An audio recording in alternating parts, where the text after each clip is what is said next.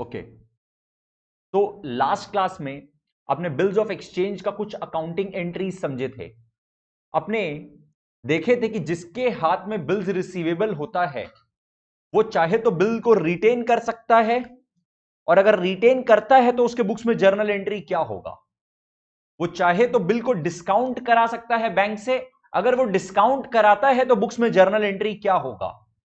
ये दोनों सिचुएशन का अपने लास्ट क्लास में बात कर चुके थे, राइट। अपने देखे थे कि जर्नल एंट्रीज कैसे पास होता है ड्रॉवर और ड्रॉई दोनों के बुक्स में, राइट। गोलू अपने बोले थे ड्रॉवर है और भोलू इज अ ड्रॉई, तो दोनों के बुक्स में जर्नल एंट्री क्या पास होता है।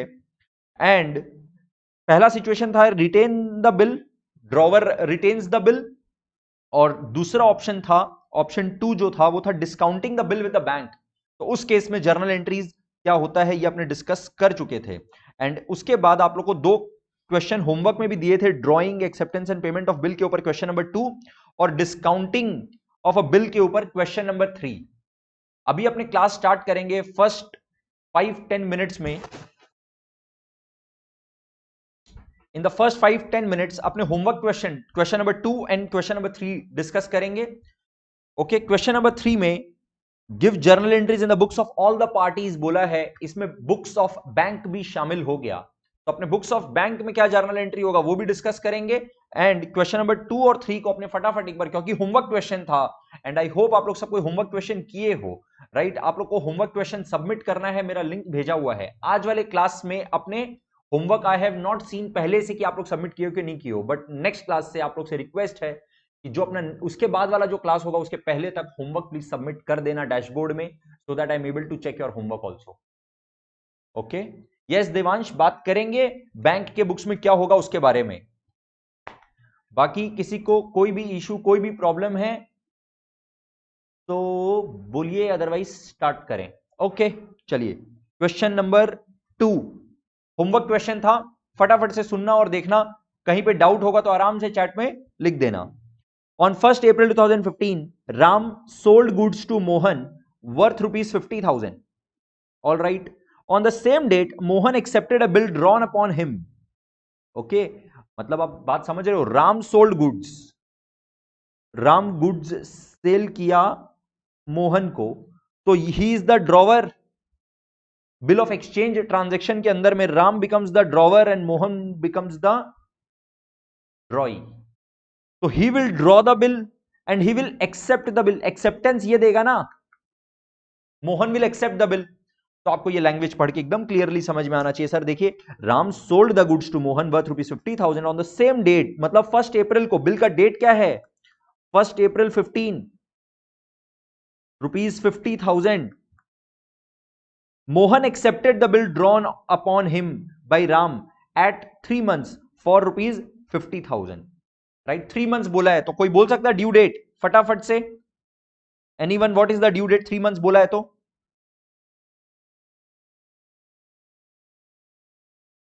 वेरी गुड, एकदम करेक्ट। 1 अप्रैल से 3 months, 1 मई, June, July, 1 July plus 3, 4 July. Excellent, 4 July 2015 is the correct date. उसके बाद क्वेश्चन बोल रहा है on the due date the bill was met. The bill was met का मतलब bill was honoured, right. Last class में अपने देखे थे कि हो सकता ऑन द ड्यू डेट जो ड्रॉई था, जो बिल एक्सेप्ट किया था, that is in this case Mohan, हो सकता है बिल ऑनर कर दे या डिसऑनर कर दे, मतलब क्या तो पैसा दे दे या ना दे।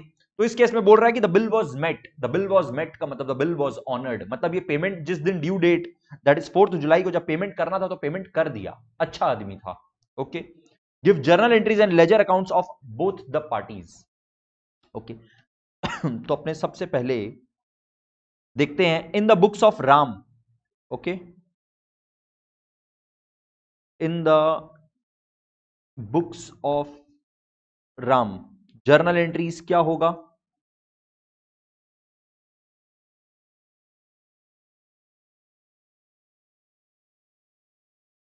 फर्स्ट जर्नल एंट्री होगा 1 अप्रैल 2015 को, 1 अप्रैल 15 को Mohan to sales account, Mohan account debit to sales account, कितना 50,000।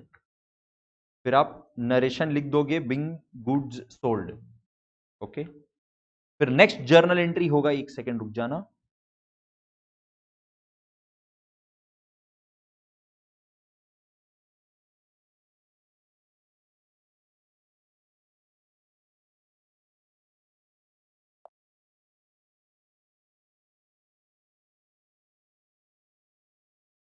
नेक्स्ट जर्नल एंट्री होगा किस दिन?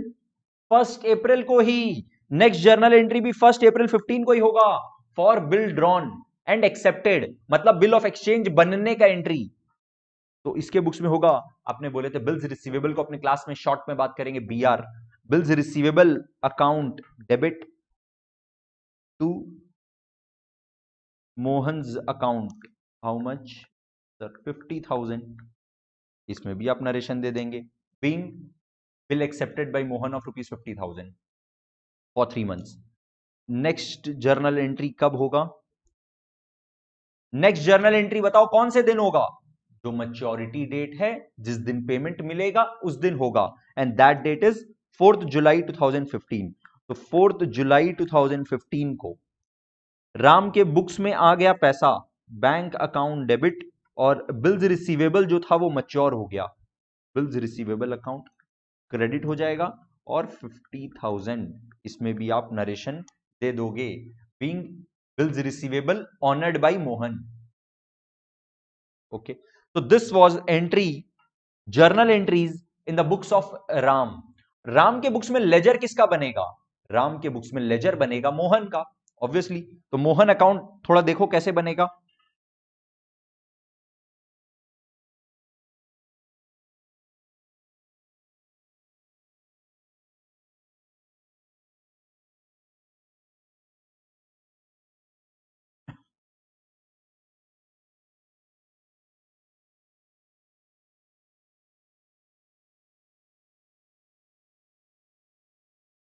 डेट, पर्टिकुलर्स अमाउंट,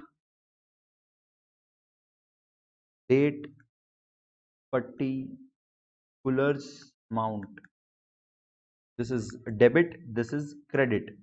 सबसे पहले मोहन इज अ कस्टमर, जिसको अपने गुड सेल किए, तो कस्टमर का account plus debtor plus debit, 1 April 15 to sales account 50,000। फिर वो क्या किया, अपने को बिल्स रिसीवेबल इशू कर दिया, किस दिन? 1 अप्रैल 15 को ही, बाई बिल्स रिसीवेबल अकाउंट 50,000। बस क्लोज, इट्स ओवर। नेक्स्ट एक और लेजर जो बनेगा इसके बुक्स में, वो है बिल्स रिसीवेबल अकाउंट।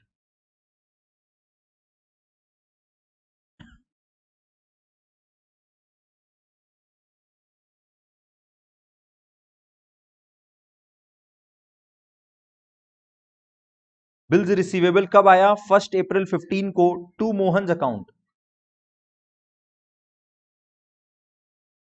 और फिर due date, that is, due date क्या था?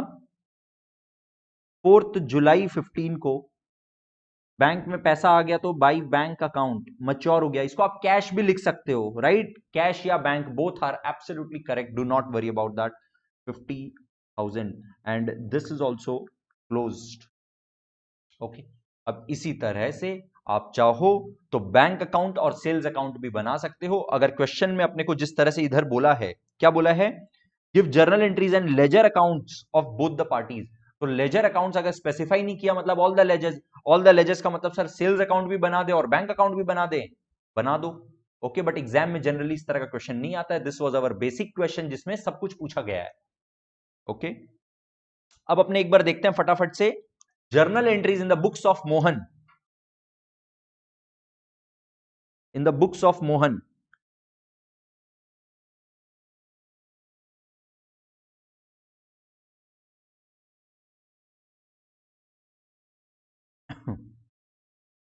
in the books of Mohan journal entries देखिए,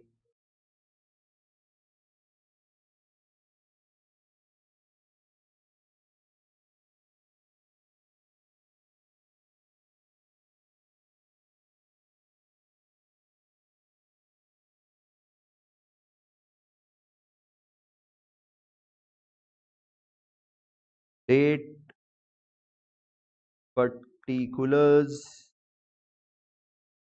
amount, डेबिट क्रेडिट। 1 अप्रैल 15 को मोहन क्या किया है? मोहन तो परचेज किया है, तो मोहन के लिए purchase account debit to Ram's account 50,000। फिर 1 अप्रैल 15 को ही Ram's account debit to bills payable account 50,000। Obviously narration देते हुए जाएंगे, because journal entries without narration is weightless. उसके ऊपर आपका कुछ ना कुछ मार्क्स कट जाएगा अगर आप नरेशन नहीं लिखते हो तो। फिर नेक्स्ट ट्रांजेक्शन किस दिन होगा? जिस दिन मैच्योरिटी डेट आया उस दिन मोहन पेमेंट कर दिया, दैट इज 4 जुलाई 15 को बिल्स पेबल नाम का लाइबिलिटी माइनस हो गया, तो liability minus debit to bank नाम का असेट भी माइनस हो गया, तो वो भी क्रेडिट। असेट नहीं लिखेंगे, इसको लिखेंगे कैश या bank account. Both are absolutely correct. Cash या बैंक अकाउंट में आप कुछ भी लिख सकते हो, राइट। बट अब अगर आप राम के बुक्स में बैंक लिखते हो तो ऑब्वियसली मोहन के बुक्स में भी बैंक लिखना होगा। राम के बुक्स में अगर कैश लिखते हो तो मोहन के बुक्स में भी ऑब्वियसली कैश ही लिखना होगा। एक्सेलेंट। तो ये वाला क्वेश्चन राइट एकदम सिमिलरली लेजर बनेगा। लेजर बना के अब हम नहीं दिखा रहे हैं, because that is a very very basic thing. अगर कोई चाहता है कि हम लेजर बना के दिखाएं तो बोलो, then I will show the ledger. Otherwise please confirm करना सबको ये वाला एंट्री, ये वाला सम एकदम क्लियर है, इस क्वेश्चन में कोई भी डाउट नहीं है। Then will move on to the next question.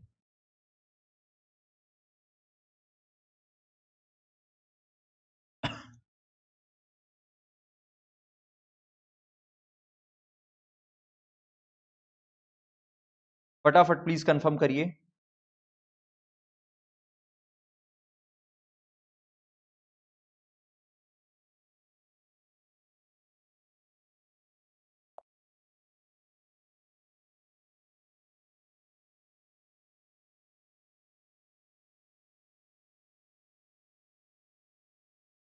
अगर डायरेक्ट डिपॉजिट किया तो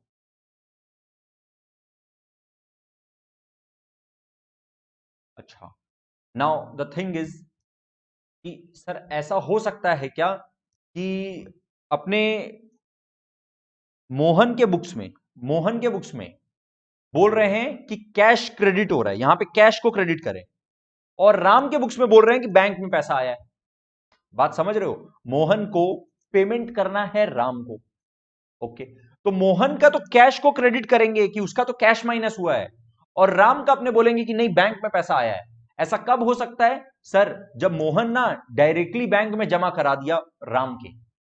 मोहन कैश लेके गया और बैंक में लेके गया, और बैंक को जाके बोला बैंक ये लो 50,000 रुपया, ये लो कैश, और इसको राम के अकाउंट में क्रेडिट कर दो, राम के अकाउंट में डाल दो।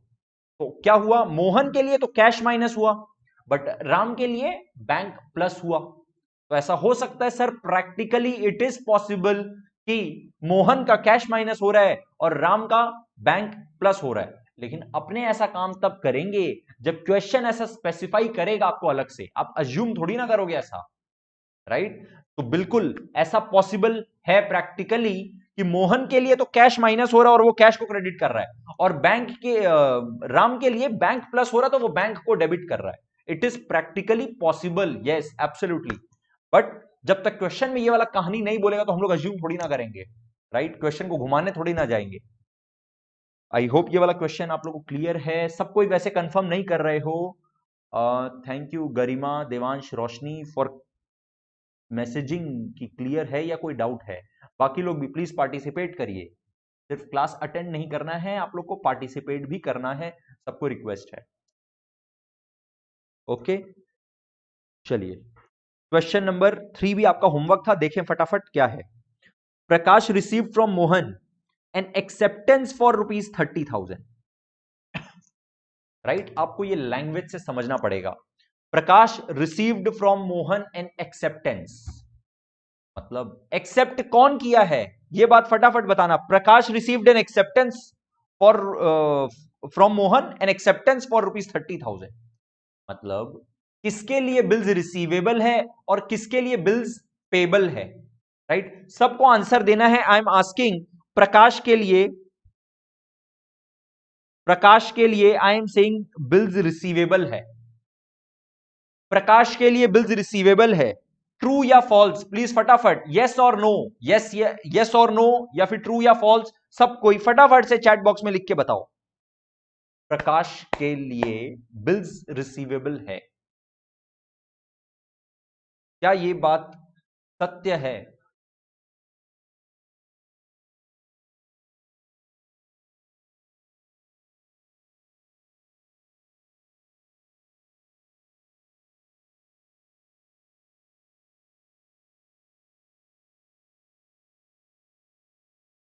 ओके, मानवी का आंसर करेक्ट है,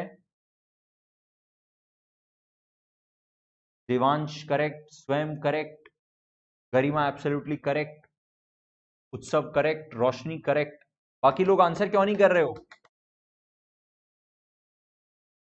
महक ऑल्सो प्लीज रिप्लाई। खुशी correct, absolutely, very good.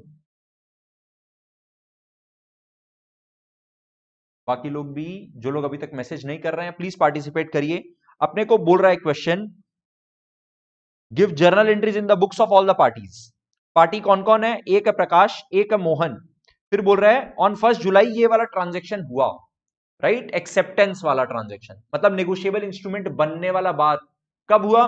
1 July को हुआ। ऑल राइट सर, मतलब बिल्स रिसीवेबल या बिल्स पेबल का निर्माण कब हुआ? 1 जुलाई को हुआ। तो सर 1 जुलाई को हम लोग बिल्स रिसीवेबल या बिल्स पेबल का जर्नल एंट्री पास करेंगे। ओके, फिर एट 3 मंथ्स, मतलब 3 मंथ्स का बिल्स है। फिर Prakash got his acceptance discounted, Prakash got this acceptance discounted, मतलब प्रकाश के हाथ में कोई एक्सेप्टेंस है एंड प्रकाश जाता है और डिस्काउंट करा लेता है। अरे बाबा, डिस्काउंट कौन जाके करा सकता है? जिसके हाथ में बिल्स रिसीवेबल है वही तो बैंक में जाके बोल सकता है, बैंक सुनो ना, मेरे को पैसा लेना है, तुम मेरे को पैसा एडवांस में दे दो, राइट? इसका मतलब प्रकाश के लिए बिल्स रिसीवेबल है। एब्सोल्युटली करेक्ट, आप लोग सबका आंसर बिल्कुल करेक्ट है। प्रकाश के लिए बिल्स रिसीवेबल है और मोहन के लिए बिल्स पेबल है। Correct, absolutely correct, very good, right? फिर बोल रहे हैं Prakash got this acceptance discounted at 12% per annum. ये वाला कैलकुलेशन अपने को करना पड़ेगा। At his bank on due date, on due date क्या हुआ? Mohan paid the required amount, मतलब मोहन मेट द बिल, मतलब Mohan honoured the bill, right? ये सब अलग अलग लैंग्वेज यूज होगा।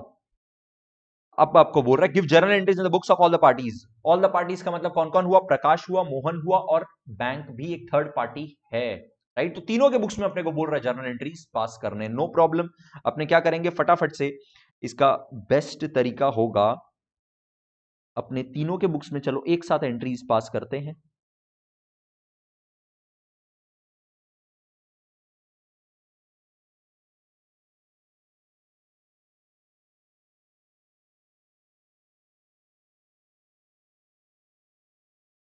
Right, in the books of Prakash, in the books of कौन है? Mohan, and in the books of bank, right?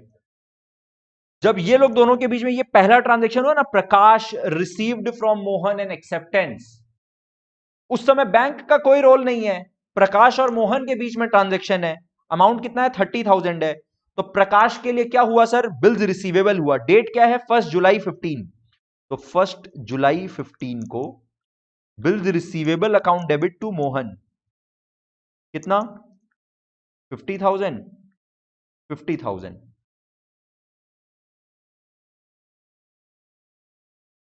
और मोहन के लिए क्या हुआ? सेम 1 जुलाई को entry will be Prakash account debit to bills payable, कितना? 50,000, 50,000। और इस दिन बैंक का कोई रोल अभी इस ट्रांजैक्शन के साथ साथ नहीं है। बैंक का रोल तो तब आएगा जब 1 जुलाई 15 को ही प्रकाश क्या करेगा? प्रकाश क्या करेगा? बिल को डिस्काउंट करा लेगा बैंक से। बहुत, oh sorry, amount is not 50,000, amount is 30,000। Okay, amount is 30,000।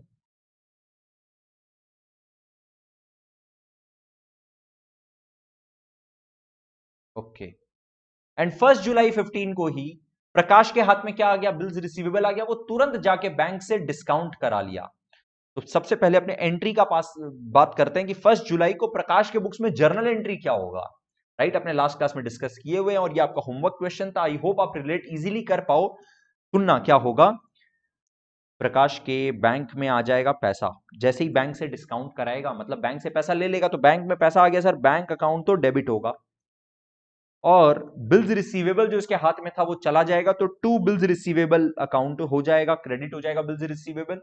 और सर बैंक ना कुछ चार्जेस काटेगा। 30,000 का बिल्स रिसीवेबल है तो पूरा का पूरा 30,000 नहीं देगा। बिल्स रिसीवेबल गया कितना का? 30,000 का गया, बट अकाउंट में आएगा 30,000 नहीं, कुछ कट के आएगा। जो कटेगा वो क्या है? उसको बोलते हैं discounting charges in the books of, यहां पे Prakash, discounting charges,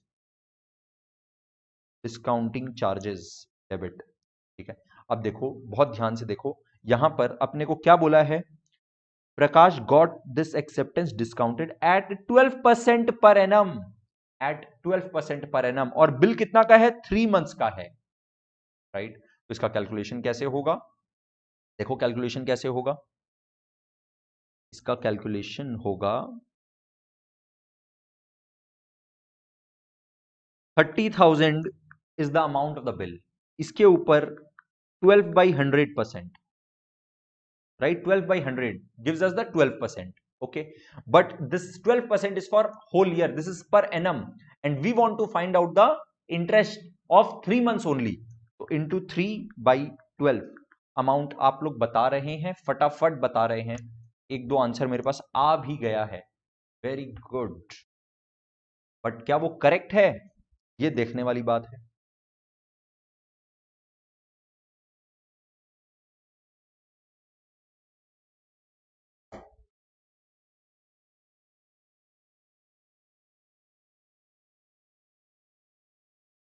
$900 is the correct answer. 900 is the correct answer. Discounting charges is equal to 30,000 into 12% into 3/12, and that is 900. Roshni confirm करिए, अभी क्लियर है क्या आपको ये वाला कैलकुलेशन? डिस्काउंटिंग चार्जेस आपको लास्ट क्लास में भी बताए थे कि जस्ट लाइक एन इंटरेस्ट है, बस नाम चेंज हो गया, खाली नाम इसका डिस्काउंटिंग चार्जेस है। एक्चुअली है क्या? ये इंटरेस्ट ही तो है, जैसे इंटरेस्ट कैलकुलेट करते हैं वैसे ही तो कर रहे हैं कैलकुलेट। राइट, इसका मतलब सर बैंक ना 900 का डिस्काउंटिंग चार्जेस काट लेगा आउट ऑफ 30,000, तो पेमेंट कितना करेगा? 29,100, 29,100 बैंक में एक्चुअली पैसा आ रहा है। अब इस दिन, जिस दिन प्रकाश बैंक में जाके डिस्काउंट कराएगा, क्या उस दिन मोहन के बुक्स में कोई एंट्री होगा? जी नहीं, मोहन को कोई मतलब नहीं है। मोहन को मतलब किस दिन है? जिस दिन ड्यू डेट आएगा और वो पेमेंट करेगा, या पेमेंट अगर नहीं करेगा तो उससे भी उसको मतलब है, उस दिन उसके बुक्स में एंट्री होगा।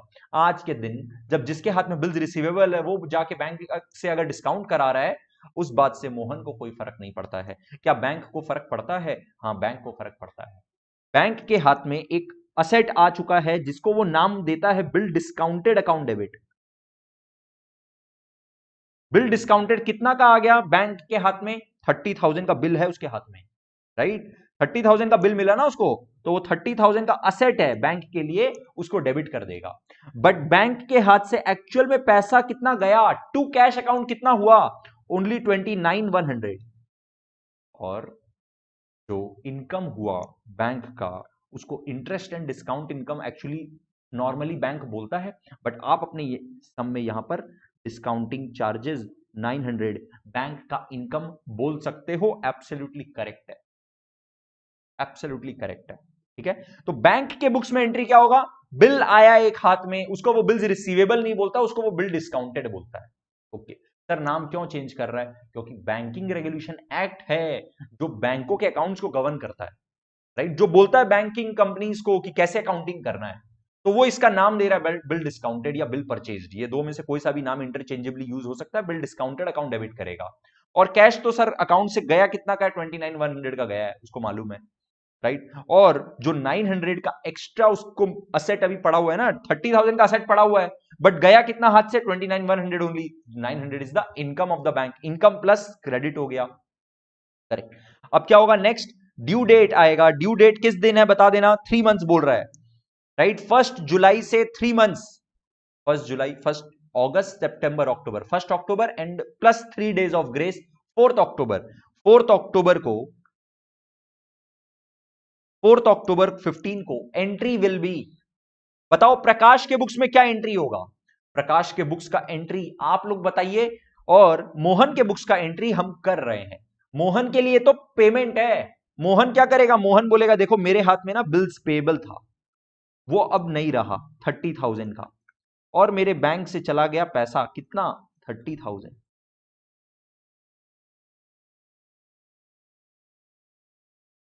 राइट। और बैंक के लिए आप क्या करोगे, आप कर सकते हो बैंक या कैश, दोनों में से कुछ भी अकाउंट डेबिट कर सकते हो। जनरली आप लोग के बुक में सोल्यूशन कैश अकाउंट डेबिट रहता है, तो आप कैश अकाउंट डेबिट भी कर सकते हो, no problem. Cash account debit to bill discounted जो लिखा था ना 30,000 का, वो ऑनर्ड है, वो पैसा जो मिलना था मिल गया बैंक को, करेक्ट।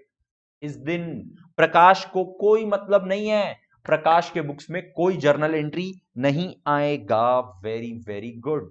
बट कुछ लोग ही आंसर क्यों दे रहे हैं, ओके बहुत कम लोग लेकिन आंसर दे रहे हैं। जो भी आंसर दिया है सबका बिल्कुल करेक्ट है, वेरी गुड। देवांश, स्वयं, गरिमा, रोशनी, बाकी लोग पार्टिसिपेट क्यों नहीं कर रहे हो। उत्सव, मेरे को हर एक क्वेश्चन का आंसर चाहिए आप लोग से। महक आप भी रिप्लाई करिए, राइट। तो ये तीनों के बुक्स में जर्नल एंट्री अपना कंप्लीट हो गया। आई होप ये वाला आप लोग को बात बिल्कुल क्लियर है। क्वेश्चन नंबर 3 से अगर किसी को कोई भी डाउट है तो पूछो। क्वेश्चन नंबर 3 में कोई भी डाउट है तो पूछो।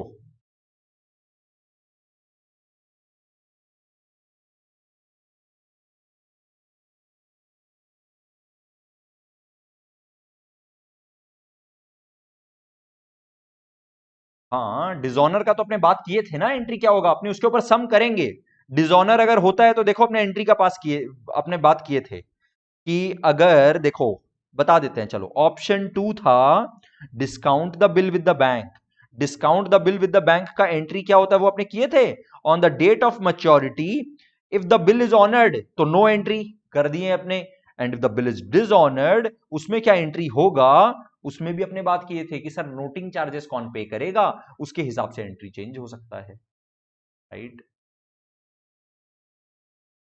अच्छा, अगर डिसऑनर हो जाता है तो बैंक के बुक्स में क्या एंट्री होगा, ओके। अगर डिसऑनर हो जाता है तो बैंक क्या करेगा ना, ध्यान से सुनना, यहीं पे आपको बता रहे हैं। अगर ये वाला बिल डिसऑनर हो जाता तो बैंक के बुक्स में क्या एंट्री होता, बहुत ध्यान से सुनिए।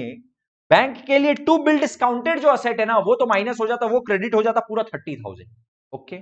और उसके बाद अगर बैंक नोटिंग चार्जेस पे करता, अगर बैंक नोटिंग चार्जेस पे करता, if bill had been dishonored,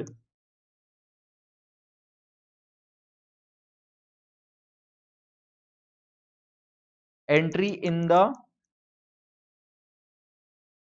books of bank, case A, noting charges paid by bank। अगर नोटिंग चार्जेस बैंक पे कर रहा है, मान लेते हैं से ₹500, ठीक है, 30,000 का बिल है ना, 30,000 का बिल है, नोटिंग चार्जेस 500 बैंक को पे करना पड़ा, बैंक पे किया। अगर बैंक को पे करना पड़ेगा तो सबसे पहले बैंक के बुक्स में देखो, ऐसे सोचो, टू बिल डिस्काउंटेड नाम का जो असेट था वो तो 30,000 गया, पक्का ही गया ना। On the date of maturity bill को कैंसिल करना ही पड़ता है, ओके। तो डेट ऑफ मैच्योरिटी आ गया, और बिल गया, बिल मैच्योर हो गया तो to bill discounted plus noting charges का 500 रुपया देना पड़ा, उसके लिए टू कैश अकाउंट हो गया कितना 500। अब टोटल बैंक का कितना का लॉस हो गया, एक तो 30,000 मिलना था नहीं मिला, और दूसरा 500 रुपया अलग से जो नहीं लगना चाहिए था लग गया, टोटल 30,500, टोटल 30,500 बैंक को रिकवर करना है। बैंक नहीं जानता है कौन है मोहन, बैंक नहीं जानता है कौन है मोहन, बैंक जानता है खाली प्रकाश को, तो वो क्या करेगा, प्रकाश अकाउंट डेबिट कर देगा 30,500, राइट।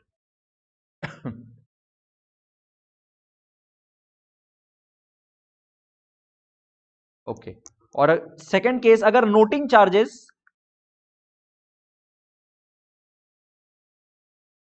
पेड बाय प्रकाश, तो बैंक को नोटिंग चार्जेस से कोई मतलब नहीं है, बैंक के लिए तो टू बिल डिस्काउंटेड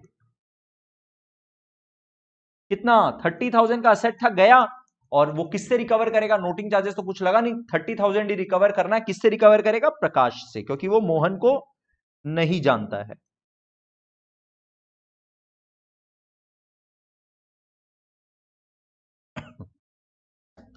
ओके, अभी बताइए बात क्लियर है क्या, अभी इस क्वेश्चन से कोई डाउट है क्या? क्वेश्चन नंबर 3 से एनी डाउट लेफ्ट, कोई भी डाउट अगर रह गया हो तो प्लीज बताओ।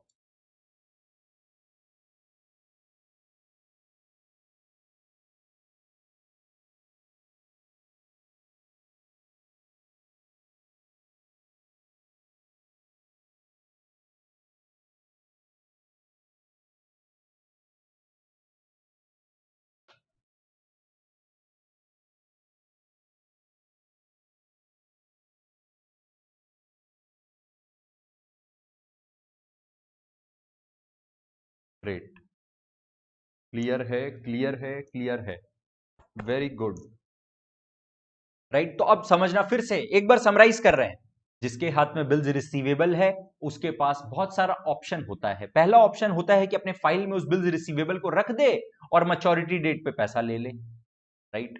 सेकंड ऑप्शन होता है कि बैंक में जाके बिल को डिस्काउंट करा ले और पैसा अभी एडवांस में ले ले, उसके बदले में कुछ डिस्काउंटिंग चार्जेस अपना कटवा ले, राइट।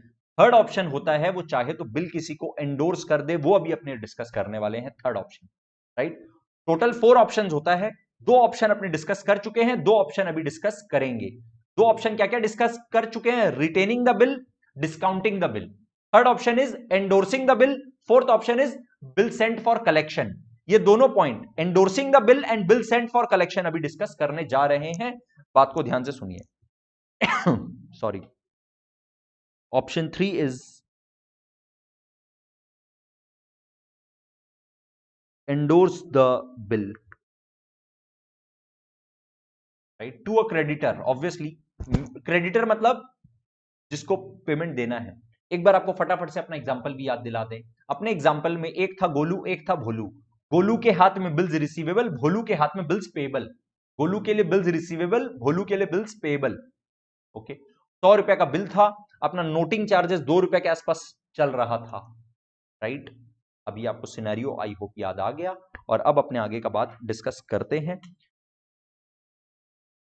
अगर बिल को एंडोर्स करेगा तो journal entry drawer, that is drawer in the books of drawer, that is Golu, क्या पास करेगा, और ड्रॉई that is Bholu, journal entry क्या पास करेगा, उसका बात अपने करने जा रहे हैं। एंडोर्स जब करेगा बिल को, तो मान लेते हैं endorse the bill to creditor, creditor को एंडोर्स कर दिया, तो जिस क्रेडिटर को एंडोर्स करेगा एक तरह से उस क्रेडिटर को पेमेंट कर दिया। गोलू के हाथ में बिल्स रिसीवेबल है, वो बिल रिसीवेबल का क्या किया, अपने क्रेडिटर को दे दिया, क्रेडिटर को पेमेंट कर दिया। मतलब क्रेडिटर को जब पेमेंट करता है तो क्रेडिटर जो कि लायबिलिटी है वो माइनस हो जाता है, creditor liability minus debit. Okay, तो क्या एंट्री होगा, creditors account debit to bills receivable account, right. अपने मान के चल रहे हैं 100 रुपीज का बिल है, जब गोलू बिल को एंडोर्स करेगा उस दिन भोलू के बुक्स में कोई एंट्री नहीं होगा। गोलू एंडोर्स किया है, भोलू को इस बात से कोई मतलब नहीं है। भोलू को मतलब कब होगा, जब वो पेमेंट करेगा मैच्योरिटी डेट पे, या मैच्योरिटी डेट आ गया और पेमेंट नहीं कर रहा है, राइट। सिर्फ इस बात से मतलब है। तो no entry in the books of Bholu. फिर सिचुएशन क्या आएगा, bill is honoured, bill honoured on maturity. If the bill is honoured on maturity, या फिर सेकंड केस क्या हो सकता है, बिल इज डिसऑनर्ड। दो ही केस हो सकता है।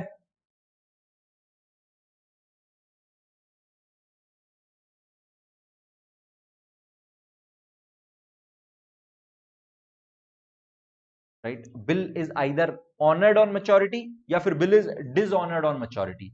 अगर ऑनर हो गया, ध्यान से समझना प्लीज बात को, गोलू के हाथ में बिल्स रिसीवेबल था जो कि वो क्रेडिटर को एंडोर्स कर दिया था। अब गोलू के हाथ में कोई बिल्स रिसीवेबल नहीं है, देखो क्रेडिट हुआ पड़ा है बिल्स, राइट। अब गोलू के हाथ में कोई बिल रिसीवेबल नहीं है। बिल रिसीवेबल अब किसके हाथ में है, इस क्रेडिटर के हाथ में है। पेमेंट किसको मिलना है, क्रेडिटर को मिलना है। तो जब पेमेंट का डेट आया, पेमेंट किसको मिला, क्रेडिटर को मिला। क्या गोलू को मिला कुछ, गोलू को कुछ नहीं मिला, गोलू को कुछ नहीं मिला। No entry. अगर बिल इज ऑनर्ड तो गोलू को कोई मतलब नहीं है, गोलू के बुक्स में नो एंट्री। ओके। और अगर भोलू जो है on the date of maturity, Bholu अगर पेमेंट कर देता है तो भोलू के लिए तो जो बिल्स पेबल नाम का लायबिलिटी था वो माइनस हो गया, राइट।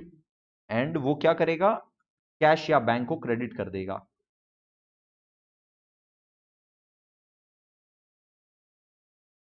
अब बात करते हैं when the bill is dishonoured. अगर बिल डिसऑनर हो गया, इसमें अगेन दो case, noting charges paid by creditor. क्या क्रेडिटर को अपने एंडोर्सी बोल सकते हैं, कंफर्म करना प्लीज सब कोई, क्या क्रेडिटर को हम लोग एंडोर्सी बोल सकते हैं, राइट। यहां पर भी अपने क्या एंडोर्सी बोल सकते हैं, endorser, endorsee.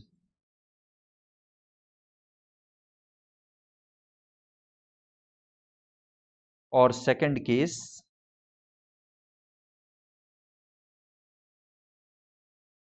Noting charges paid by Golu, that is drawer.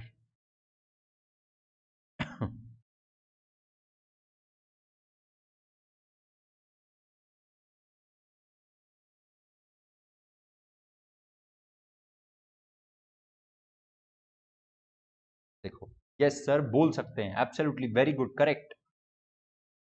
तो अगर बिल डिसऑनर हो जाता है, और डिसऑनर होने से अपने जानते हैं सर, नोटरी पब्लिक के पास जाकर के कंप्लेन लिखाया जाता है। नोटरी पब्लिक के पास जाकर के कंप्लेन, मान लो ये क्रेडिटर खुद लिखा दिया, राइट। तो नोटिंग चार्जेस पे कौन किया, क्रेडिटर किया। ये क्रेडिटर वसूलेगा किससे, ये नहीं जानता भोलू कौन है, ये सिर्फ गोलू को जानता है। तो क्रेडिटर तो पैसा रिकवर करेगा गोलू से। अब गोलू के पॉइंट ऑफ व्यू से सोचो, we are first of all discussing journal entries in the books of Golu. Golu के लिए तो लायबिलिटी बन गया ना, पेबल बन गया, किसको पे करना पड़ेगा, क्रेडिटर। तो टू क्रेडिटर अकाउंट करेगा, और पैसा लेगा किससे, प्लीज समझना, पैसा किससे रिकवर करेगा, अरे गोलू खुद थोड़ा ना बियर करेगा, गोलू भी पैसा किसी से लेगा, गोलू भी किसी से पैसा लेगा, राइट। वो किससे पैसा लेगा, गोलू अब रिकवर करेगा भोलू से। तो गोलू के बुक्स में, गोलू के बुक्स में पैसा लेना है भोलू से और देना है क्रेडिटर को, राइट।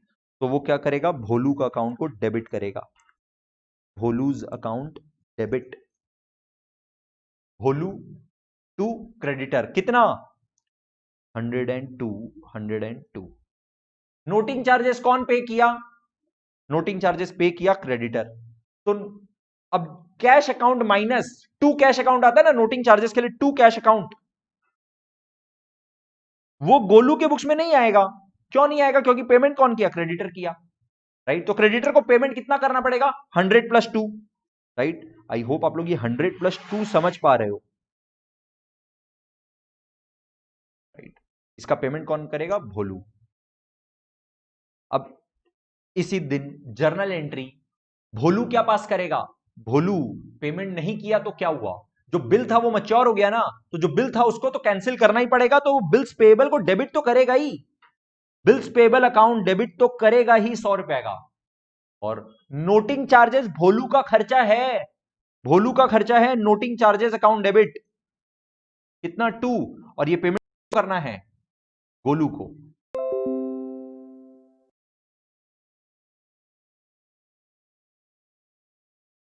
करेक्ट।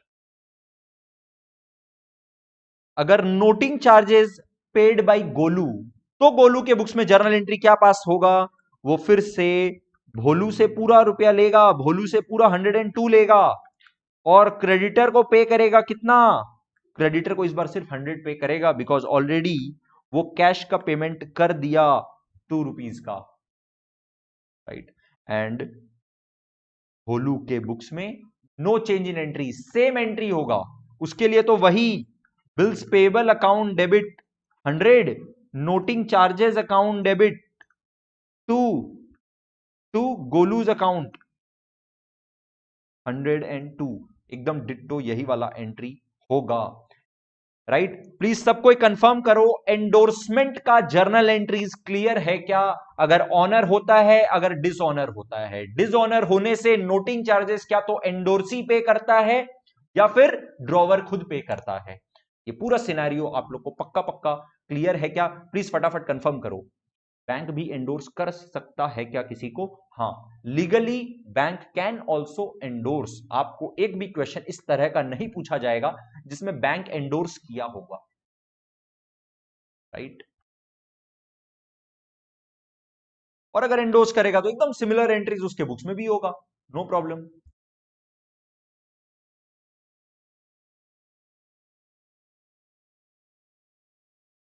तो अपने अब बात करेंगे सिचुएशन 4 का, लास्ट सिचुएशन।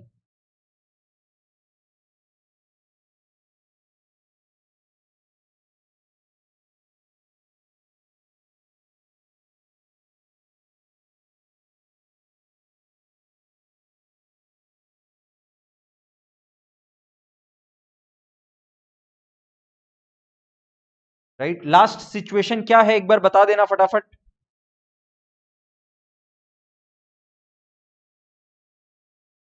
एंडोर्सी के बुक्स का जर्नल बता दीजिए ना सर, बिल्कुल बता देते हैं, सुन लो।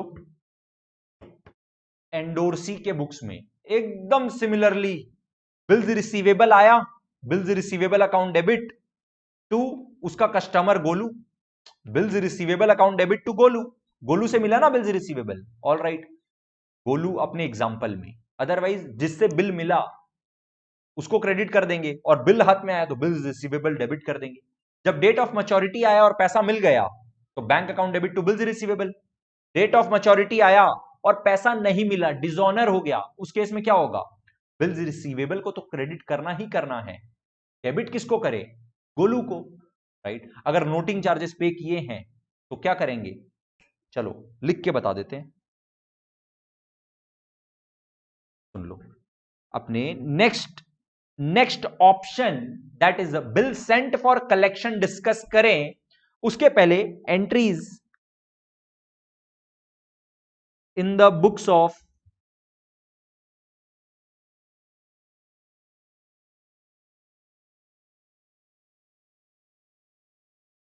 एंडोर्सी क्या होगा, व्हेन बिल इज रिसीव्ड, जब बिल मिलेगा उस दिन तो एकदम सिंपल है सर, बिल्स रिसीवेबल अकाउंट को डेबिट करिए और अपने एग्जाम्पल में गोलू को क्रेडिट करिए, या एंडोर्सर, जो एंडोर्सर है उसको क्रेडिट करिए,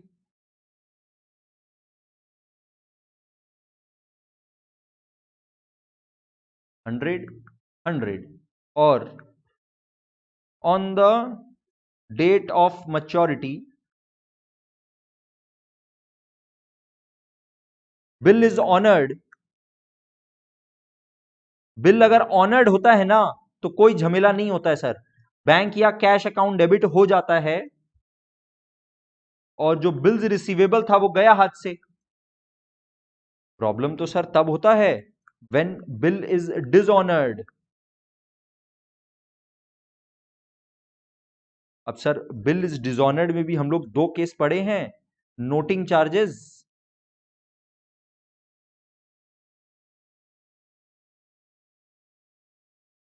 पेड बाई एंडोर्सी हिमसेल्फ, और सर दूसरा केस होता है when noting charges paid by endorser. Okay, तो when noting charges is paid by endorsee himself, endorsee खुद पे करता है अगर नोटिंग चार्जेस, तो एंडोर्सी के पॉइंट ऑफ व्यू से सोचो, जिसके हाथ में बिल्स रिसीवेबल था उसके पॉइंट ऑफ व्यू से सोचो। एक तो उसके हाथ में सर बिल्स रिसीवेबल अकाउंट था 100 का, वो तो गया, मिला कुछ नहीं। और दूसरा वो जो कंप्लेन लिखाने गया नोटरी पब्लिक को, उसमें जो नोटिंग चार्जेस का पे किया तो उसको कैश निकाल के पे करना पड़ा, तो कैश नाम का असेट भी, कैश असेट माइनस भी हुआ कितना 2। और ये पूरा 102 किससे रिकवर करेगा? एंडोर्सर से, जो कि अपने एग्जांपल में है गोलू, राइट। एंडोर्सर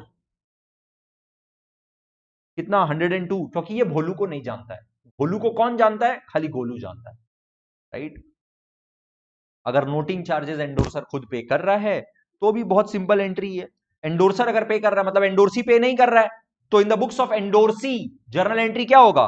गोलू से कितना रुपया लेना है? आप खाली 100 रुपीज लेना है, और बिल्स रिसीवेबल जो था वो गया कितना का? ओनली 100 का। सिंपल। मेरे को बताओ, क्या अभी तक का डिस्कशन से आप लोग को नहीं लगता है कि ये सिर्फ जर्नल एंट्री सर जो हम लोग को आता था ना, खाली उसी का डिस्कशन हुए जा रहा है, खाली थोड़ा सा टेक्निकलिटीज आ गया है, आप उसी के बारे में बताए जा रहे हैं, बाकी इस चैप्टर में कुछ है ही नहीं। बहुत ही ज्यादा इजी चैप्टर है सर, हम लोग को भी अभी ऐसा फीलिंग आ रहा है। यस, एक बार प्लीज कंफर्म करो।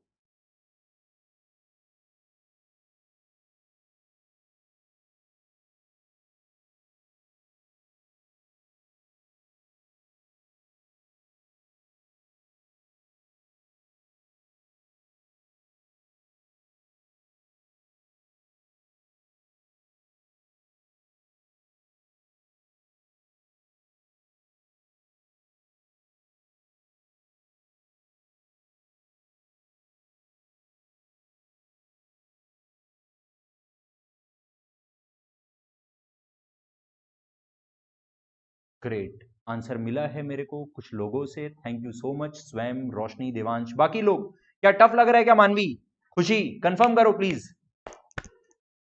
बहुत इजी लग रहा है sir, thank you so much. बाकी लोग भी फटाफट बताना। तब अपने नेक्स्ट ऑप्शन का बात करें। चलो नेक्स्ट लास्ट ऑप्शन, जिसके हाथ में बिल्स रिसीवेबल है सर, उसके हाथ में चार ऑप्शन होता है। क्या तो वो बिल को रख ले अपने पास, क्या तो वो बैंक से जाके डिस्काउंट करा ले, क्या तो वो अपने क्रेडिटर को एंडोर्स कर ले। ये तीनों सर हम लोग पढ़ चुके हैं। चौथा ऑप्शन सर है bill sent for collection. Sir ये क्या होता है, ध्यान से समझिएगा, राइट। गोलू जो है ना, गोलू जो है वो बहुत बड़ा आदमी है, उसके पास टाइम नहीं है कि वो ये ट्रैकिंग कर सके कि देखो 3 महीना कंप्लीट हुआ, जाओ जाओ जाओ भोलू से पैसा लो, राइट। उसको डाउट है कि वो भूल जाएगा, उसको डाउट है कि कहीं ये लॉस ना हो जाए, राइट। उसको अभी एडवांस में पैसा नहीं चाहिए, ऐसा नहीं है कि उसको पैसा आज ही चाहिए, पैसा बहुत है उसके पास, राइट। पैसा बहुत है पर टाइम नहीं है। ओके, तो वो क्या किया, वो बैंक को जाके बोला। फिर से सुनना बात को ध्यान से। गोलू, जो कि जिसके हाथ में बिल्स रिसीवेबल है, गोलू के हाथ में बिल्स रिसीवेबल है, वो गया बैंक के पास और बोला सुनो बैंक, मेरे पास ना बिल्स रिसीवेबल है 100 रुपया का, 100 रुपीज का बिल्स रिसीवेबल है, राइट। मेरे को ना जल्दी नहीं है पैसा का, राइट, बट यार हम ठीक से नहीं रख पाएगा, मेरा पूरा अकाउंट्स मेरा पूरा ऑर्गेनाइज्ड नहीं है, मेरा फाइलिंग वगैरह अच्छा नहीं है, और मेरे पास टाइम भी नहीं है, तो प्लीज मेरे लिए बैंक ये काम कर दो ना कि ये बिल मेरे बदले तुम कलेक्ट कर लेना, बस मेरे को अभी पैसा मत दो, मेरे को बैंक में अभी पैसा नहीं चाहिए, 3 महीना बाद आएगा ना, 3 महीना बाद दे देना। बट वो जो कलेक्शन करना है ना भोलू से, भोलू को देख यार, मेरे को भोलू से डील करना अच्छा नहीं लगता है, भोलू से प्लीज तुम जाओ और पैसा ले ले और मेरे अकाउंट में डाल देना, राइट। बैंक बोला अच्छा गोलू, आप जैसे कस्टमर की वजह से ही तो हम लोग का बैंक चलता है और ये सर्विस हम लोग देते हैं, हम तो बैंक है और हम लोग ये सर्विस देते हैं। बैंक बोला टेंशन मत लो गोलू भैया, हम आपको ये सर्विस देंगे, 3 महीना बाद हम याद रख के आपके बदले भोलू के पास जाएंगे और भोलू से ये 100 रुपया लेके आएंगे, अगर भोलू दिया तो ऑब्वियसली, राइट, हम लोग आपके अकाउंट में वो 100 रुपया उस दिन डाल देंगे, राइट, इसके बदले हम लोग को छोटा सा चार्जेस काटेंगे। भोलू बोला no problem, right. This is the story. I hope आप लोग को ये स्टोरी समझ में आ गया, राइट। अब आप लोग को क्वेश्चन में generally bill sent for collection से रिलेटेड जो बैंक चार्जेस लगता है ना, वो नहीं दिया हुआ रहता है। नो प्रॉब्लम, बैंक चार्जेस अपने मान लेंगे, कुछ नहीं है, राइट। मतलब गोलू को 100 रुपया मिलना चाहिए, पूरा 100 रुपया मिल रहा है, मान लेंगे, अपने को क्या प्रॉब्लम है, राइट। बट क्या रियलिटी में प्रैक्टिकली क्या बैंक फ्री में काम करता होगा? बिल्कुल नहीं, बैंक अपना छोटा सा ही चार्जेस, राइट, छोटा सा ही चार्जेस हो चाहे वो लेता जरूर है। ओके, तो bill sent for collection is very different from bill discounting. Theory में आप लोग को ये डिफरेंस भी पूछ सकता है, difference between bill discounting and bill sent for collection. तो अपने को अगर प्रैक्टिकली इतना अच्छा से बात समझा हुआ है तो फिर क्या नहीं लिख पाएंगे डिफरेंसेस? सर बिल्कुल लिख पाएंगे। अब बिल सेंट फॉर कलेक्शन का जर्नल एंट्रीज देखो इन द बुक्स ऑफ, अपने सबसे पहले बात कर रहे हैं गोलू के बुक्स में, जो कि है कौन? ड्रॉवर। और भोलू के बुक्स में क्या एंट्री होगा इसका, वो भी अपने देखेंगे, ड्रॉई। ओके, तो बिल सेंट फॉर कलेक्शन के टाइम पर journal entry in the books of Golu will be when bill sent for collection,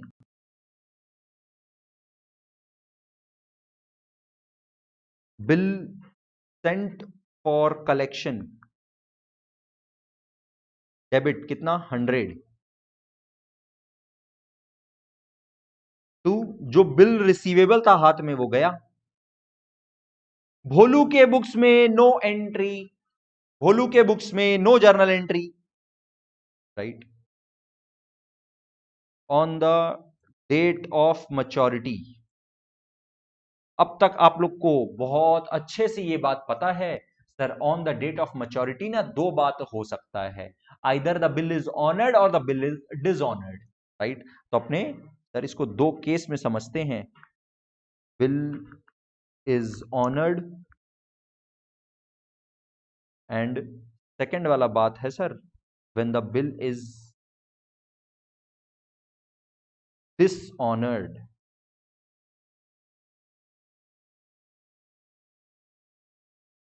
और सब बिल इज डिसऑनर्ड के अंदर भी ना दो बात होता है, हम लोग को ये बात पता है। ओके, चलो उसमें आते हैं, पहले अपने बिल इज ऑनर्ड वाला बात करते हैं। बिल क्या किया था? बिल बैंक को भेजा था फॉर कलेक्शन, मतलब बैंक को दे दिया था कि बैंक प्लीज मेरे बिहाफ में कलेक्ट कर लेना। तो बैंक भी एक रसीद काट के दे देता है, एक रिसीट काट के दे देता है, उसको वो बोलता है bill sent for collection. Golu अपने बुक्स में बोलता है बिल सेंट फॉर कलेक्शन, ठीक है। तो अब बिल रिसीवेबल नहीं है गोलू के हाथ में, बिल रिसीवेबल गया, बट उसके बदले पैसा थोड़ी ना आया, कैश थोड़ी ना आया, बैंक में पैसा थोड़ी ना आया, उसके बदले एक बिल सेंट फॉर कलेक्शन नाम का असेट, एकदम सिमिलर असेट ओपन कर देगा। और जब बैंक में पैसा आएगा on the date of maturity, तब उस दिन बोलेगा bank account debit, bank account debit कितना 100 टू, अब जो बिल सेंट फॉर कलेक्शन था वो गया। आपको ये बात समझना चाहिए कि यहां पे जनरली बैंक पूरा का पूरा 100 रुपीज डेबिट नहीं होगा, प्रैक्टिकली ये 99.5 होगा, 0.5 का बैंक चार्जेस कटेगा जो कि यहां आना चाहिए। बट आपको अगर क्वेश्चन में नहीं देगा तो क्या प्रॉब्लम है? नो प्रॉब्लम, क्वेश्चन जो बोलेगा वही तो मानना पड़ेगा, राइट। नॉलेज एक तरफ, क्वेश्चन भगवान है, राइट, सर्वोपरि क्वेश्चन जो बात करेगा हम लोग वही बात करेंगे, नॉलेज हम लोग के पास बहुत है सर, ठीक है। तो क्वेश्चन अगर बात नहीं कर रहा बैंक चार्जेस का, हम लोग भी इग्नोर करेंगे, और बोलेगा तो सर लिख देंगे, नो प्रॉब्लम। अच्छा, इस दिन जिस दिन बिल सेंट फॉर कलेक्शन, उस दिन भोलू को कोई मतलब नहीं है। भोलू को तो जिस दिन मैच्योरिटी आ रहा है और वो पेमेंट कर रहा है, उस दिन वो बोलेगा बैंक अकाउंट डेबिट, और इसके पास से कैश या बैंक गया, अपने मान लेते हैं एक बार के लिए बैंक कैश भी लिख सकते हैं, नो प्रॉब्लम। बैंक अकाउंट कितना सर, 100 और 100। अब बात आता है when the bill is dishonoured, bill भेजे थे बैंक के पास कि बैंक प्लीज मेरे बिहाफ में कलेक्ट कर लेना, बैंक कलेक्ट करने गया और भोलू बोला जाओ नहीं पे करेंगे, राइट, बदतमीज निकला, या फिर बोल दिया सॉरी नहीं पे कर पाएंगे, राइट, इन दैट केस इसको बोलते हैं bill is dishonoured. Bill dishonour का जब जब बात होगा, बिल डिसऑनर का जब जब बात होगा, आपको यह बात मालूम होना चाहिए कि सर जो बिल, जो दोनों पार्टी के हाथ में जो बिल है ना, वो कैंसिल आउट हो चुका, बिल इज देयर नो मोर। तो अपने को बिल को माइनस तो करना ही है, बिल को अगर माइनस करना है मतलब हाथ में जो बिल सेंट फॉर कलेक्शन है, ये तो क्रेडिट होगा ही होगा 100, राइट। अब क्वेश्चन ये आता है कि सर नोटिंग चार्जेस कौन पे करेगा। नोटिंग चार्जेस हो सकता है सर बैंक पे करे, राइट। अगर noting charges paid by bank, right,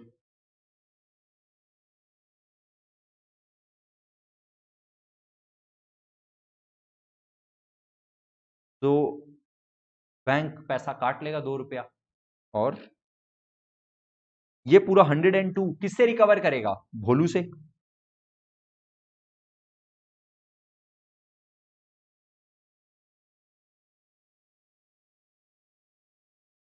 bank charges ही बोलेंगे। There is a question coming कि sir bill sent for collection के लिए बैंक जो चार्जेस काटेगा उसको क्या बोलते हैं, उसको नॉर्मल बैंक चार्जेस ही बोलेगा, राइट, वो बैंक चार्जेस के नाम से ही लेता है। ये सब जितना भी एंसिलरी सर्विसेज है ना, वो सब के बदले जो बैंक चार्जेस ले रहा होता है ना, वो सब बैंक चार्जेस के अंदर क्लासिफाई हो जाता है,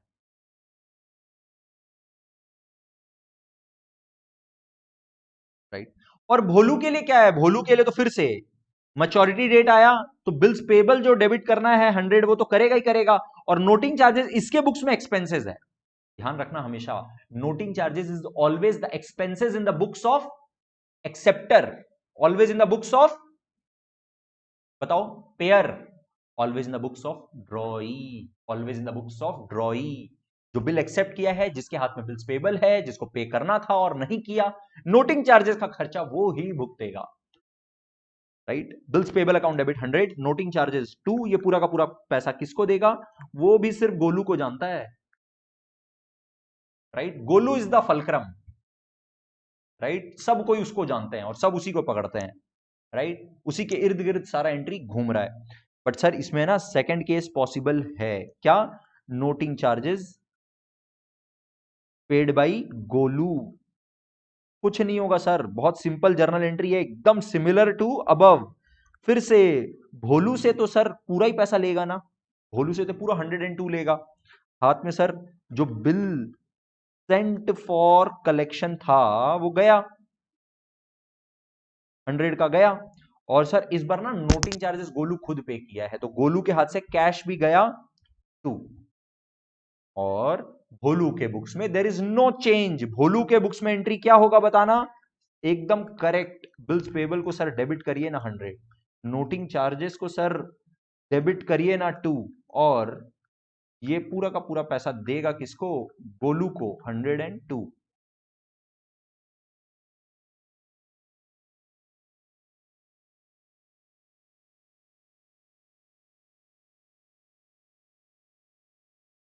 गुड क्वेश्चन, गुड क्वेश्चन। अगर क्वेश्चन में कुछ नहीं बोलेगा, क्वेश्चन में अगर कुछ भी नहीं बोलेगा कि नोटिंग चार्जेस कौन पे किया है, तो आप मान लेना गोलू पे किया। क्वेश्चन में मान लो कुछ भी पे नहीं, कुछ भी बोला नहीं है, क्वेश्चन में ये मेंशन कर दिया कि नोटिंग चार्जेस इज 2, बस खाली ये मेंशन कर दिया नोटिंग चार्जेस ₹2, बट ये मेंशन नहीं किया कि नोटिंग चार्जेस बैंक पे किया है, कि गोलू पे किया है, कि एंडोर्सी पे किया है, कि कौन पे किया है, ये बात नहीं बोला, तो आप मान लेना गोलू, राइट। क्वेश्चन में अगर नोटिंग चार्जेस ही नहीं बोला तो इग्नोर करना, आपको अमाउंट ही नहीं बोला क्वेश्चन, तो आप नोटिंग चार्जेस जबरदस्ती थोड़ी ना लिखोगे, राइट। मान लो कि कंप्लेन नहीं लिखाया, अगर नोटिंग चार्जेस के बारे में कुछ भी नहीं बोला तो मान लेना कंप्लेन ही नहीं लिखाया, तो नोटिंग चार्जेस आएगा ही नहीं, no problem,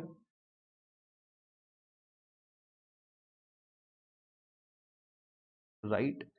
bill sent for collection के केस में बैंक्स के बुक्स में ना कुछ जर्नल एंट्री एक्चुअली होता है, आपको सच सच बोले तो होता है, जो कि आपके सिलेबस के परव्यू से बाहर है, राइट।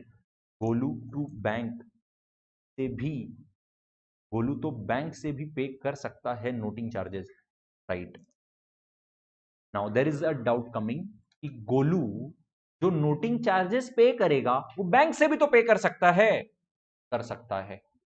आप लोग के बुक्स में जितना भी सोल्यूशन दिया हुआ है, right, either be it DK Goyal, TS Grewal, कोई सा भी बुक्स हो, उसमें हमेशा नोटिंग चार्जेस का पेमेंट ना कैश में किया हुआ है, नोटिंग चार्जेस का पेमेंट हमेशा कैश में किया हुआ है, राइट। तो इसीलिए आप नोटिंग चार्जेस का पेमेंट कैश में दिखाओ, बेटर है, right, because charges are very nominal, very small, that's why it is always considered कि वो कैश में जाके पे किया होगा, कंप्लेन लिखाते वक्त चेक नहीं दिया होगा, राइट। बट यहां पे प्रैक्टिकली क्या होता है उसको छोड़ो, आप लोग के सिलेबस में generally noting charges is paid in cash, तो आप कैश ही लिखो, राइट। गोलू तो बैंक से भी कर सकता है सर, गोलू से तो पैसा नहीं दिया गया, गोलू से तो पैसा नहीं दिया गया, तो bank will cut 100 from Golu, okay. I think जो क्वेश्चन आ रहा है ना वो ये है कि सर अगर ये पैसा, ये पैसा अगर गोलू नहीं पे करेगा तो बैंक वेट थोड़ी ना करेगा, बैंक तो डिडक्ट कर लेगा, खत्म। इसीलिए देखो, इसीलिए गोलू के बुक्स में ना टू बैंक कर दिए, वेट करने का जरूरत नहीं है, बैंक वेट थोड़ी ना करेगा, बैंक तो पैसा काट लेगा, सिंपल, बैंक अकाउंट है उसके हाथ में, बैंक अकाउंट से पैसा काट लेगा 2 रुपया, करेक्ट। रोशनी कंफर्म करना आपका बात क्लियर है क्या, डाउट क्लियर है क्या, प्लीज कंफर्म करना।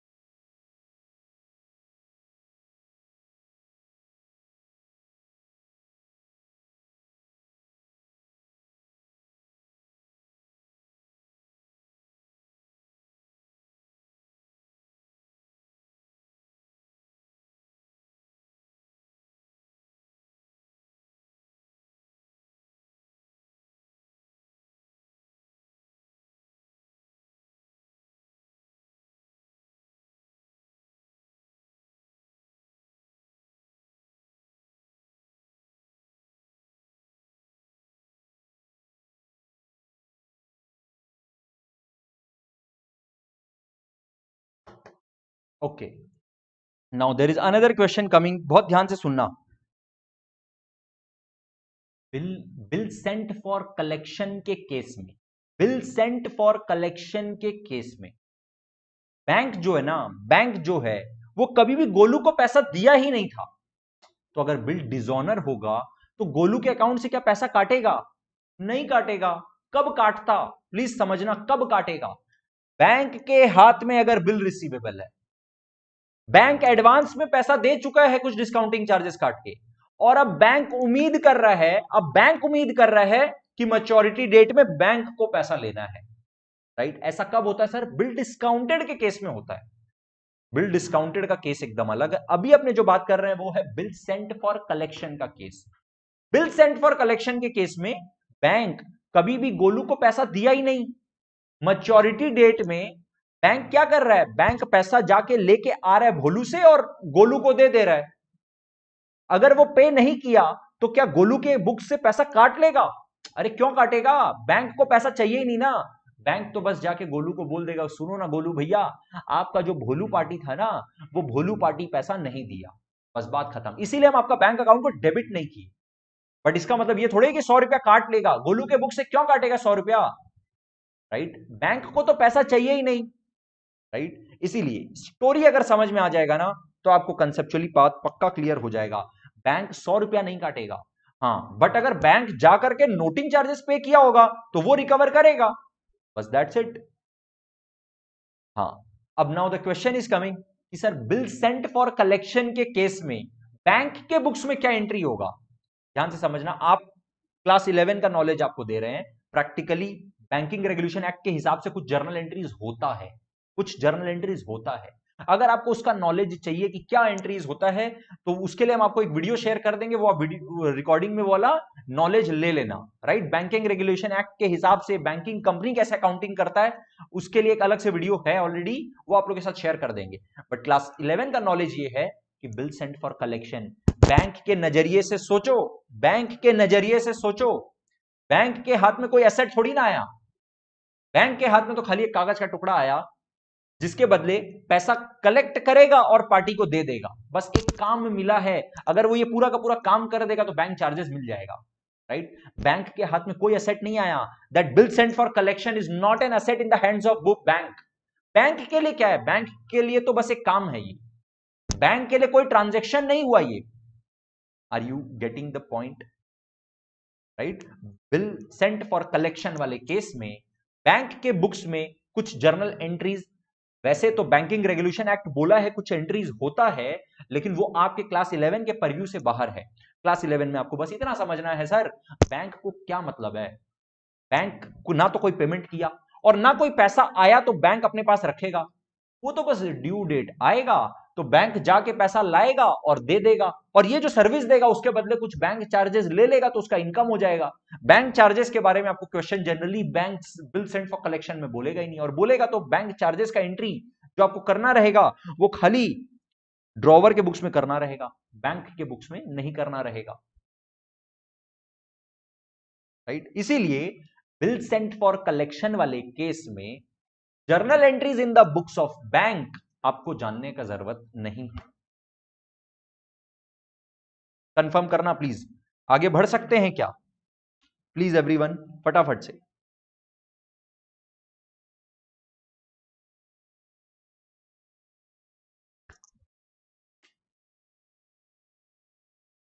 रोशनी, देवांश, प्लीज कंफर्म करना, एंड बाकी लोग भी प्लीज फटाफट। Can we move ahead.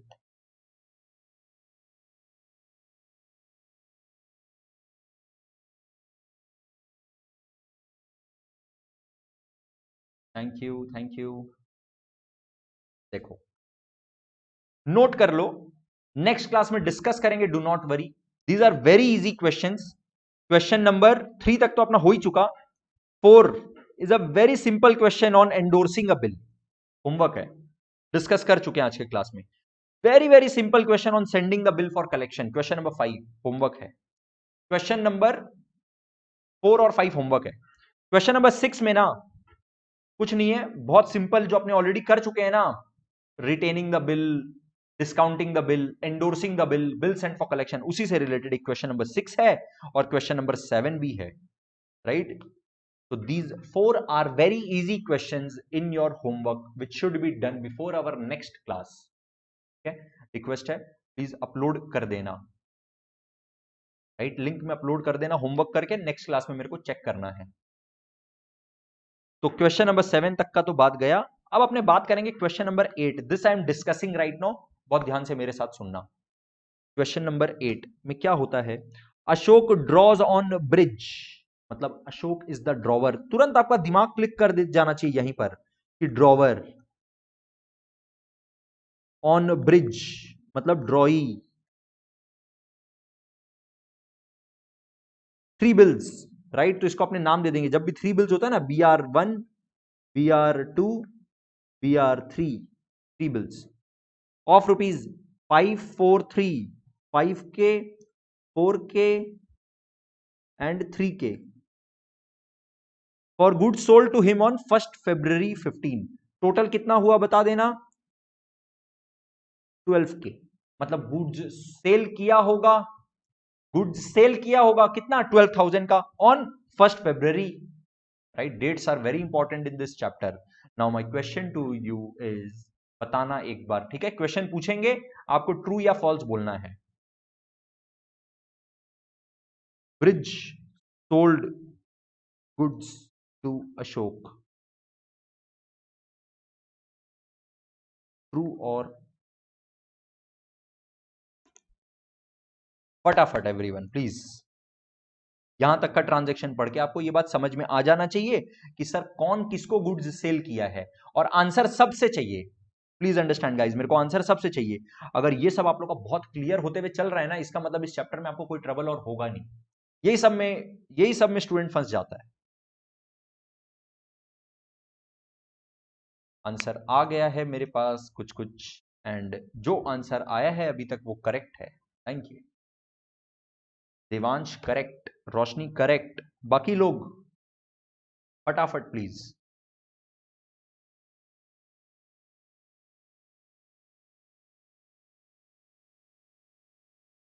स्वयं करेक्ट। मानवी आंसर दीजिए, खुशी आंसर दीजिए, Garima why are you not answering fast? Utsav, महक,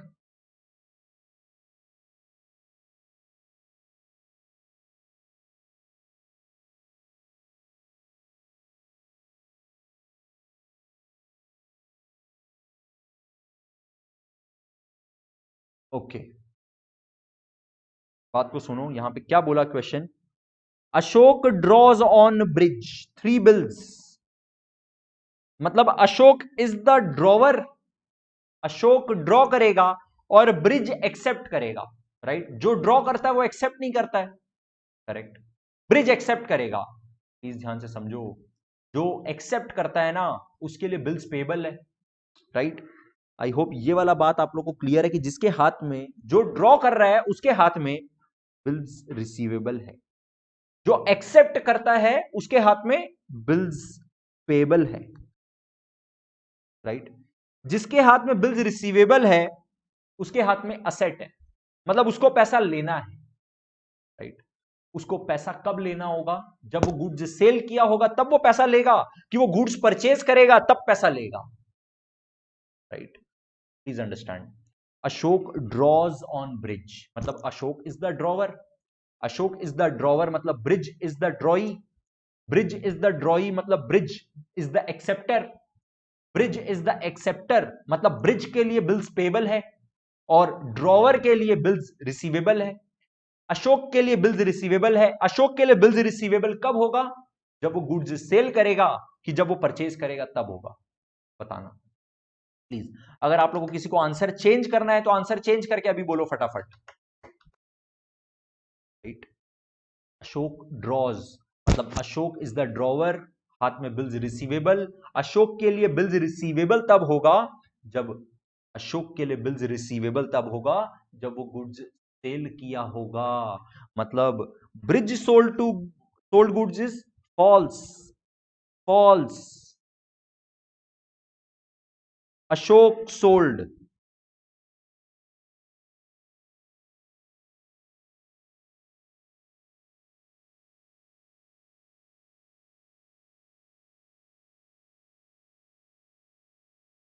खुशी कंफर्म करो।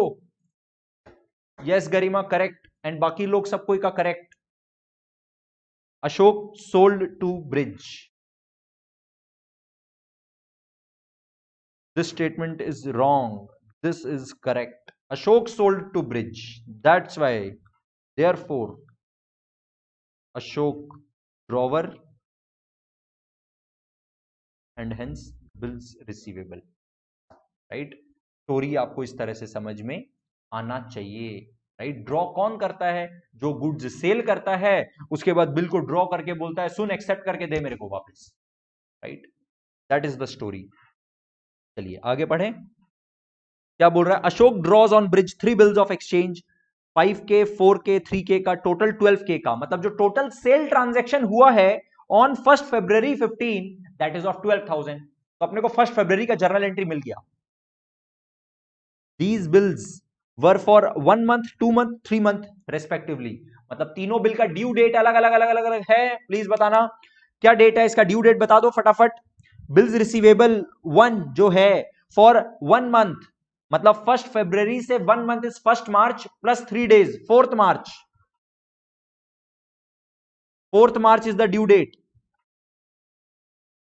ओके, सेकेंड वाला का 2 मंथ्स, मतलब 1 फरवरी से 1 मार्च, 1 मई, 4 मई, और इसका सिमिलरली 4 जून। Fantastic. The first bill was endorsed to his creditor Chand, right, मतलब ये वाला बिल को एंडोर्स कर दिया, BR1 was endorsed.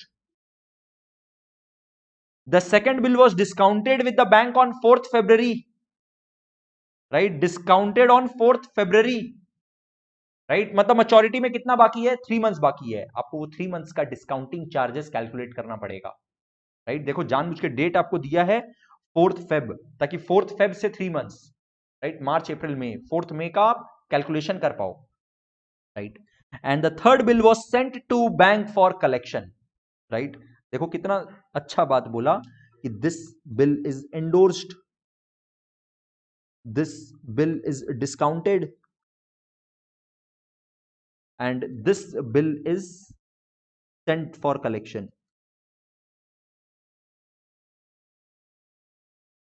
Okay, nice. Now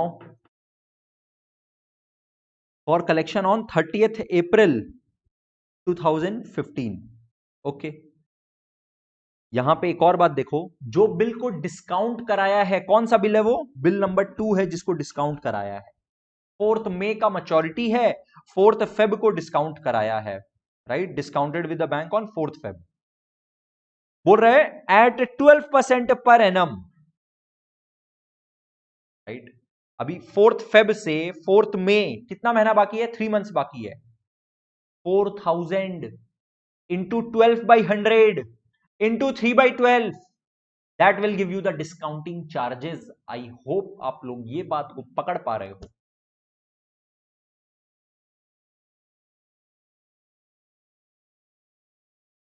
अच्छा एक मिनट, डेट जो है ना, डेट जो है वो 2 मंथ्स और 3 मंथ्स बोला था, रुक जाना, आपने कैलकुलेशन शायद रॉन्ग हो गया।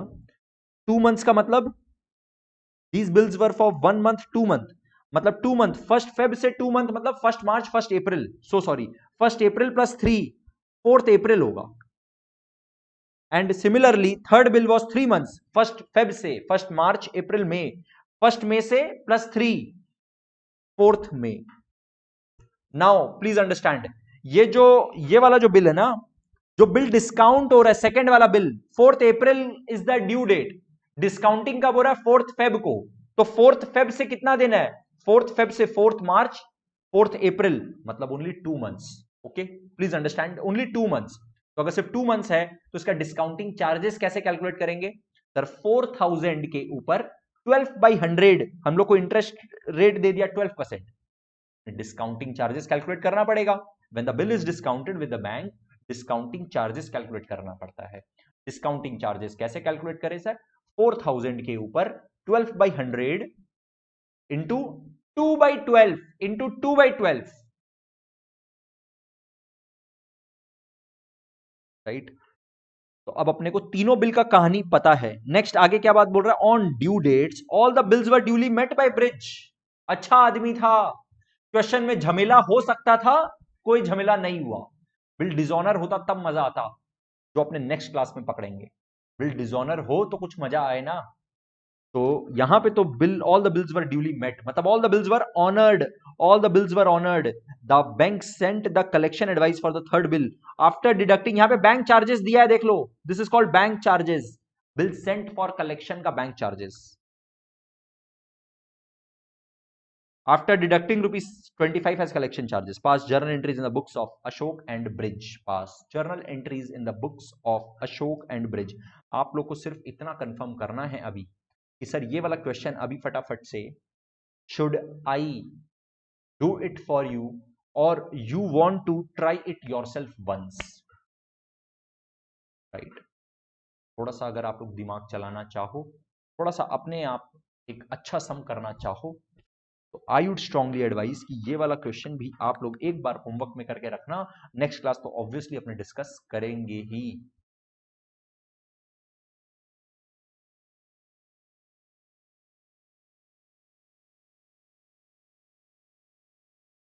Okay, we will do it, very good, that is the spirit. बाकी लोग से भी मेरे को यही जानना और सुनना है कि sir promise we will do it. अगर देखो होमवर्क में चला गया और आप लोग फिर नहीं करोगे ना, that is no point, right? It is a good question, you must try it yourself once. कोई प्रॉब्लम नहीं है, होने देना रॉन्ग, अपना दिमाग चलाओ, सोचो और फिर करेक्टली करने का कोशिश करो। नहीं होगा तो ऑब्वियसली अपने करेंगे।